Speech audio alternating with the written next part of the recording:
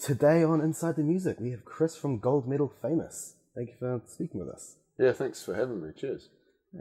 So tell us about your band. How long have you guys been going? Since 2008, and we've had the same lineup since about 2010. Yeah. So we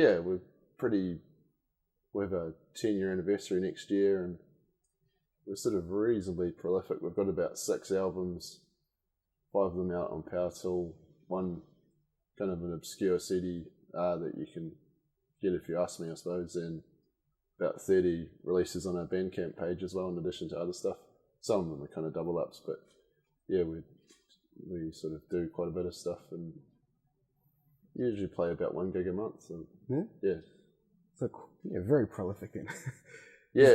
Is it a big part of life? Like, is it more than just a side project? It's basically just good times. We just usually go and, for recording, for example, just usually go and have a few drinks and just decide we want to have a crack at a genre. Like, for instance, our last album took quite a long time because it's called Activity, and it's sort of a pretty stupid concept, but the concept of doing things. But we recorded it on something we called the firing squad method. So we basically used the whole of like weird noise devices, because I own quite a few of them, and then there's this thing called the Wellington Electronic Music Library, and we got a bunch of stuff out of that and just all recorded basically samples and passed it around, so we didn't know who recorded what, and then basically made our own sound library from that. And some of them were kind of pitched so you could play them on like a sort of MIDI keyboard, and then we recorded songs from sort of chopped up bits from that. So it's got a sort of sound palette. We basically did it as a response to some critics that have said in previous albums that the album sounded too kind of eclectic in sound. So we thought, let's go for kind of a universal sort of, or rather uniform palette. So yeah, it took quite a long time because we couldn't just go, let's do a metal track or something. But, it was sort of a bit hard to pin down because we actually put out a metal album in 2014, I think, called Album of National Significance. We've got basically something for everybody in terms of style. We're loosely electropop, and on stage we have Tamsin plays guitar and a bit of synth and does some backing vocals and a bit of hand percussion. Vaughan plays the laptop, is that sort of responsible for a lot of our kind of backing tracks and things, and keyboard and some singing and percussion, and I do the lead vocals and play theremin and noise boxes and things, and a bit of percussion as well. So it's basically a lot of fun. We've played Melbourne a couple of times, and we played 1 gig in Japan last year, and in Tokyo, just on a Monday night as part of it. We're there for, Tamsin and I were there on a holiday, and we just played as a duo. So that was quite fun as well. Nice. So it's not a money making thing, but the time we made the most money is we had a song and a backing track in a nightclub sex scene in Go Girls. So basically our record company got half the cash and we got half the cash, and it was quite, I think Jonathan Bree did the music for it, and it's got kind of like this weird rewind sound in it, sort of like a record sort of spinning back, and the character kind of gradually remembered what had happened because she'd ended up sleeping with or having sex with one of her friend's boyfriends who'd been secretly going out to try and score, and then as she kind of gradually figured out what happened, they used little bits of the song in addition to the sort of 20 seconds of the song that they played at the time. So that was fun. So yeah, that's where the money is, licensing. But we've all got day jobs, and Vaughan and I have side project bands as well. Vaughan's got his main band, the Vaughan Band, and he also plays in the Sea Shanty Society and Gypsy Hendrix, so he's pretty busy with music. And I play in another band called Selective Yellow, which is the reason why I'm up in Auckland at the moment, to play a gig tonight at the Audio Foundation. So that's kind of an experimental duo. Okay. So a lot of music there. Like, have you always been into music? Yeah, well, as a kid, I started on the recorder, and then I played the cornet, and then the baritone and the tuba, and I was basically quite lazy at practicing, but I was in a concert band and a brass band and school orchestras and stuff, and probably the most exciting thing with music was playing in the James Hargis concert band that went to Hawaii in 1994 in the Pacific Rim Band Contest, so that was pretty exciting. And they were all in like bass, treble clef, so I've always been able to like read music since I was probably about 8, but I was pretty lazy. Like my sister, who was really good, she practiced a lot, but she eventually kind of got sick of doing music because she sort of felt like a robot, and then she kind of got into playing ukuleles later, and I can't stand ukuleles, but I think she liked the kind of amateur element of it. But I think my laziness kind of has contributed to my continued enthusiasm for music.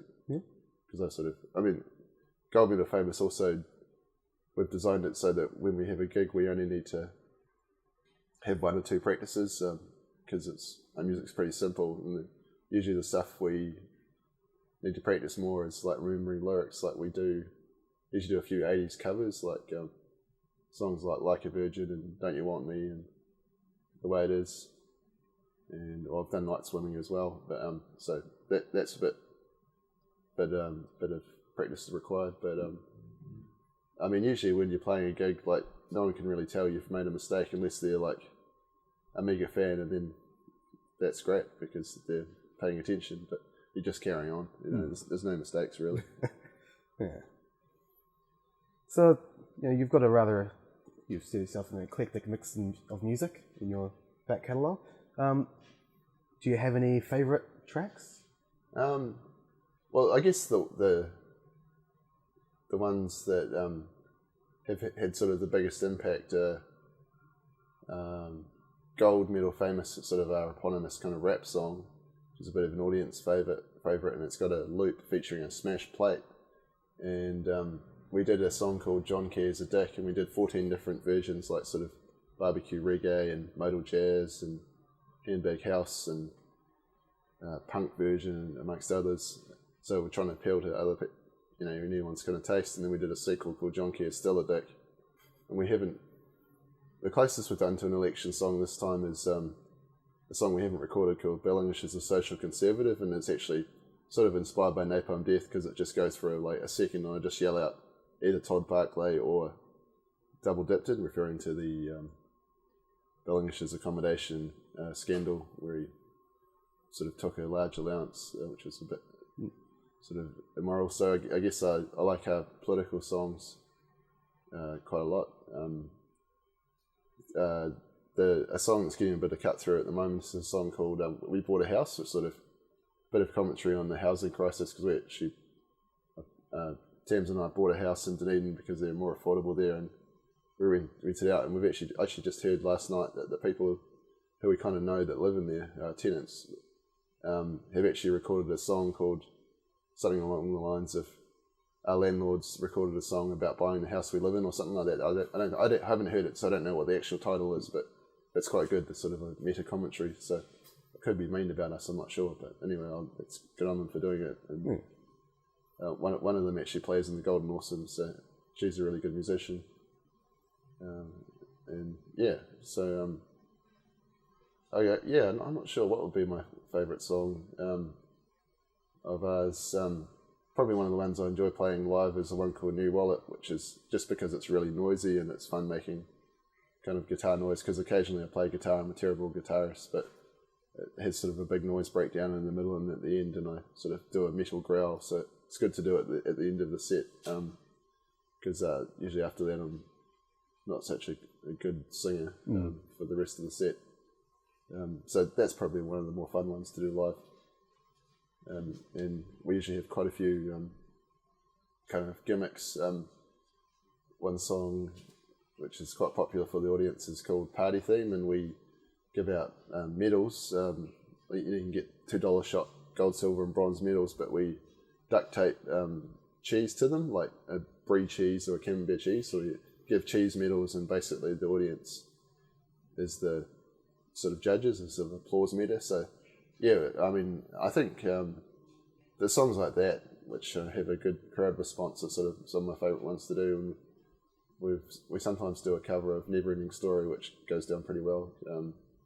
It's a bit of a childhood classic. Although usually I have to sing it about an octave lower than Lamal sings it because by that stage my voice is a bit wrecked. Yeah.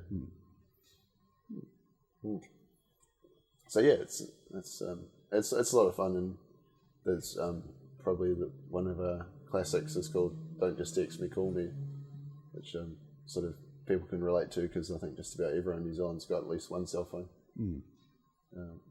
Yeah, so I guess the ones that have that kind of crowd connection are the ones I enjoy. Yeah. So how did the three of you initially get together? Well, I met Vaughan a long time ago when one of his bands, Danger Pin, was playing with his band, The Sprouts, which a friend of mine, Chris Howard, was playing at the Southern Cross in Wellington before it had its refurbishment, and we started playing balloons and things, and then around 2008 we just started doing some recording together, and then I sort of met Tamsin a bit later and asked her to join the band, I think initially on bass, and then there was another phase of the band sort of in between where a friend of mine, Beth, was in the band but it sort of had creative differences, so I kind of kicked her out of the band. And another guy, Ray, was playing drums for a while, but then initially it was just Vaughan and I, then it was Ray and Beth, and then went back to Vaughan and I, and then Vaughan, Tamsin and I. It's been that lineup ever since, yeah. But I mean, basically I think you just want people in a band that are good to get along with.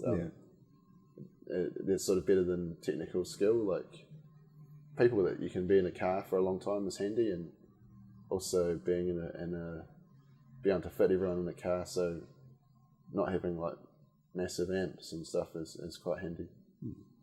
So yeah, kind of utility is a big factor. I imagine it does help a lot when you do a gig in Australia or Tokyo.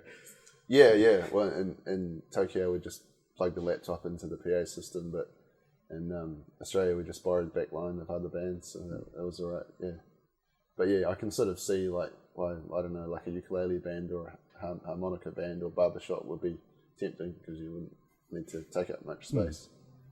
But yeah, these days you get amps the size of fridges and pedal boards that are almost the size of these three tables put together and stuff.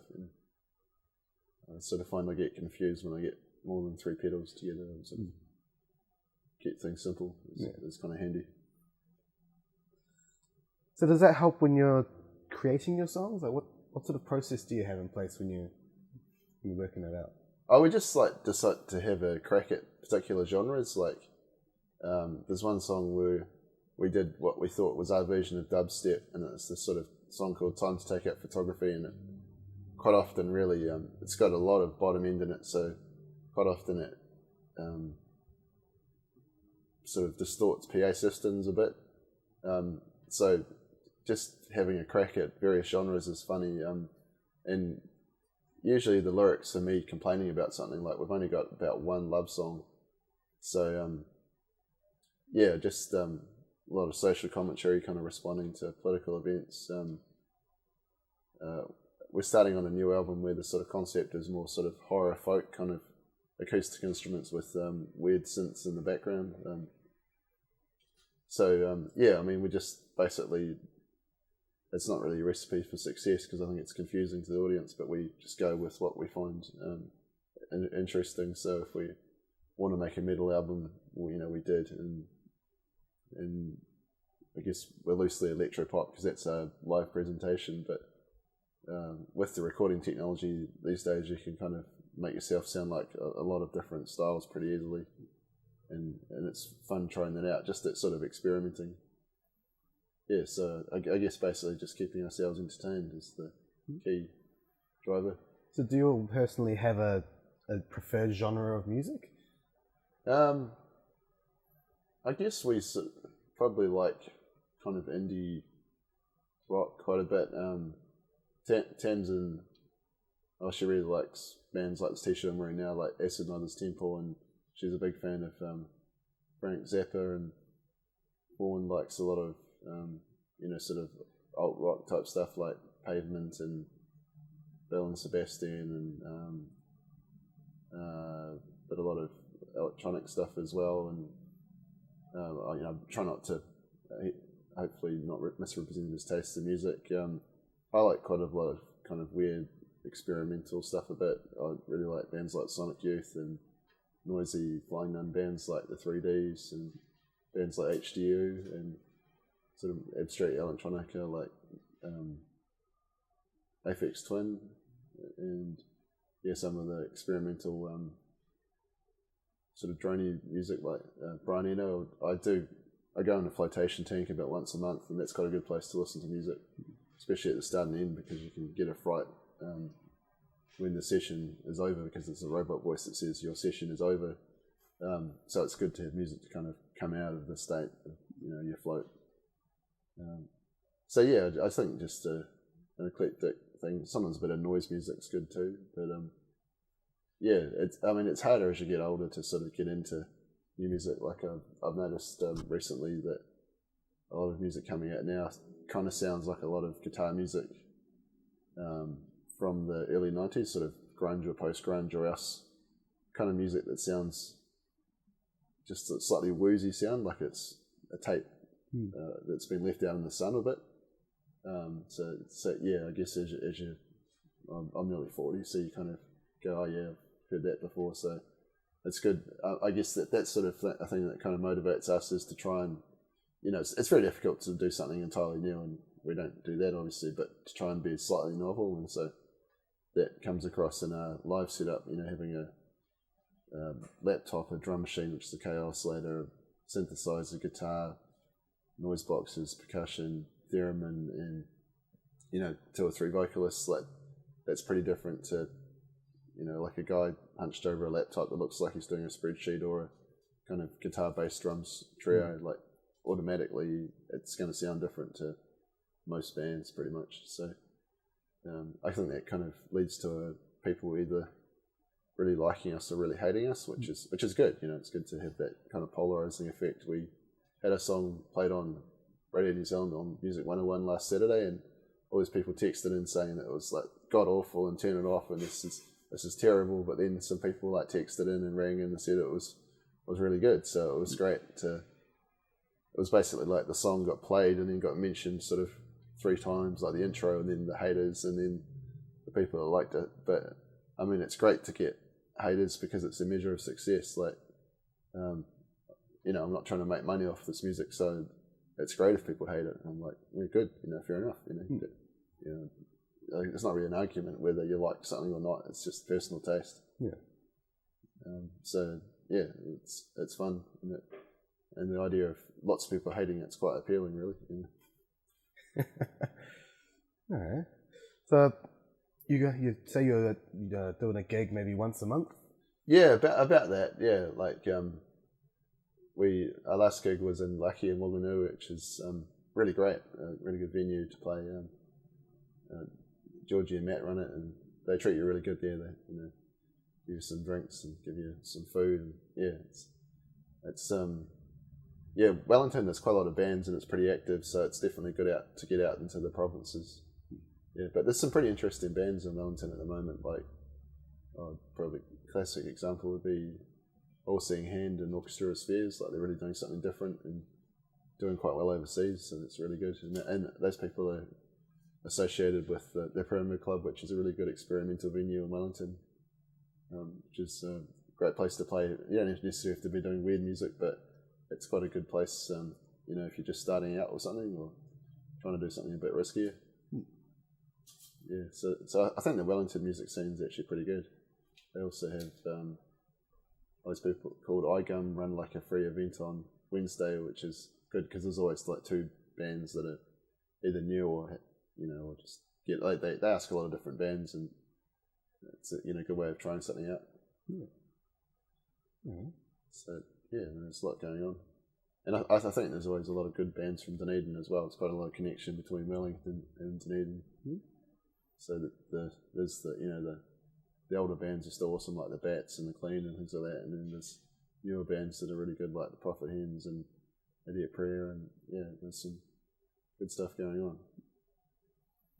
So this new album that you're working on, how far away will that be? Well, we've just done one track so far, so we'll probably have it finished in a couple of months, but then we'll get it mastered and things like that. So we reckon we can probably do about 2 tracks each session, but it's just kind of coordinating time that suits. We probably won't do too many gigs for the rest of the year, but then we'll do some more gigs at the start of the year. One of our yearly highlights is playing the Woodcock Festival in Tauranga. Have you heard of that one? No. Oh, it's really good. It's run by this outfit called Tauranga Music Sucks, who just have this really aggressive, obnoxious marketing, which actually has the interesting effect of pretty much stopping munters turning up to the festival. So basically it's just a really good crowd. And this year it got rained out, but they amazingly managed to reorganise everything, because it's usually on a farm, and play in 2 pubs in the middle of town, the Hop House and Totara Lounge, I think it's called.